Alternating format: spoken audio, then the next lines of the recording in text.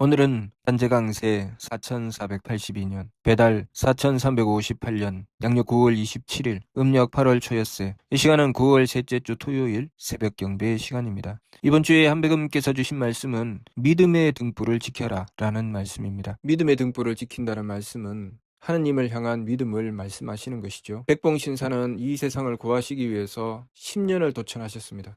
그 결과로 한백음의 묵계를 받아서 백두산 보본단 돌집 속에서 삼위신고와 신사기를 찾아내어 그 보배로운 말씀을 홍암대종사에게 전하셨습니다.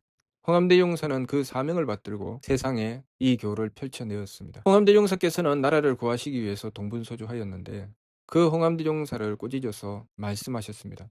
시간은 바쁜데 쓸데없는 일로 시간을 낭비한다고 하셨습니다.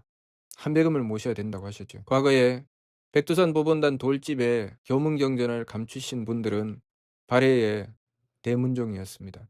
그리고 그 삼위신고에 봉장기와 예찬을 남기신 분들은 발해 고황제와 발해 시대의 선철들이었습니다. 고구려 시대에 배달국에서 전해져 내려오던 신고를 돌과 나무로 되었던 책들을 명화로 다 읽고 나서 고구려 시대에 다시 번역하여 전한 것을 발해 시대에 간직하였습니다. 발해 고황제 대조영께서는 고구려가 망한 가운데 한백음을 모시고 발해를 세웠습니다.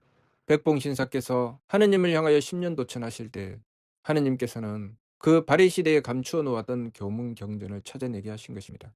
고구려가 망하고 발해가 일어난 것처럼 조선의 그 끝에 백봉신사는 하느님의 뜻을 받들고 그 교문 경전을 받들 수 있게 되었고 그것으로 발해가 일어나듯이 이 나라가 일어날 수 있는 길을 받들게 된 것입니다. 그래서 홍암대종사에게 그 뜻을 전했고 홍암대종사께서는 교를 펼친 것입니다. 홍암대종사께서 펼치신 그 교가 바로 나라를 구하고 세상을 구하는 길이었습니다.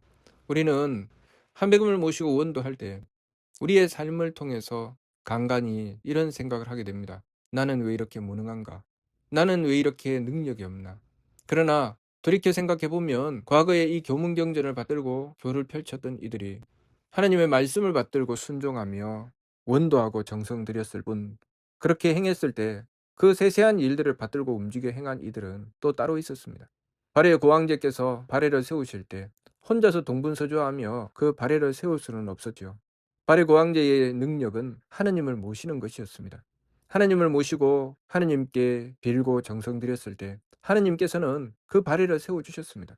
발해 고황제의 능력은 하느님께 기도하는 것이었죠. 그러나 하느님께 기도하는 것을 능력으로 보지 않는다면 발해 고황제는 무능력한 사람입니다. 백봉신사도 마찬가지죠. 백봉신사가 이 세상을 구하기 위해서 하느님께 10년을 도천하였습니다. 그러나 하느님께 빌고 정성 들이는 것을 무능하게 본다면 백봉신사는 10년을 허송세월한 것입니다. 홍암대종사께서 백봉신사로부터 이 교를 펼치라는 사명을 전해받았습니다. 홍암대종사께서는 광교 8년에 대종교를 펼쳐서 30만 신도를 얻었습니다. 그러나 홍암대종사께서 하신 일은 그 전에 나라의 고위 관리가 된 적도 있었고 그리고 나라를 구하기 위해서 일본으로 건너가 정치 교섭도 하였지만 교를 받던 뒤로부터는 한백음께 빌고 매달려 원도하고 정성 들였습니다. 정치 교섭도 하지 않고 나라의 관리도 맡지 않았으니 홍암대종사께서 교를 받던 뒤로부터 홍암대종사께서는 허송세월한 것이 되는 것이죠.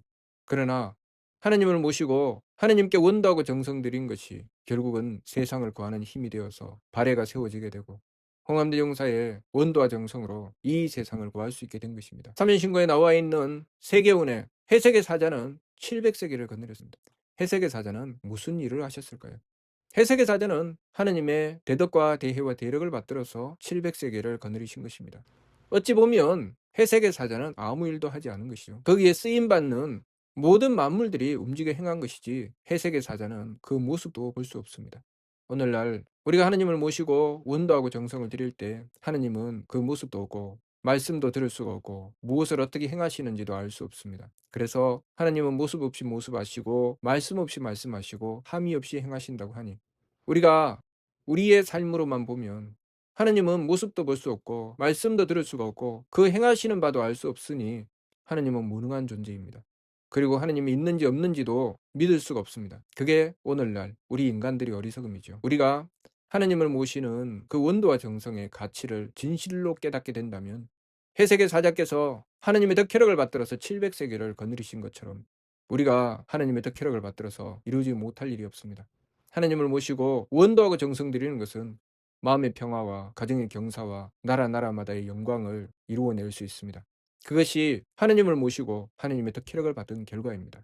그러나 그것을 미처 깨닫지 못하면 그것을 추구하는 자, 그렇게 행하는 자를 무능하다고 여깁니다.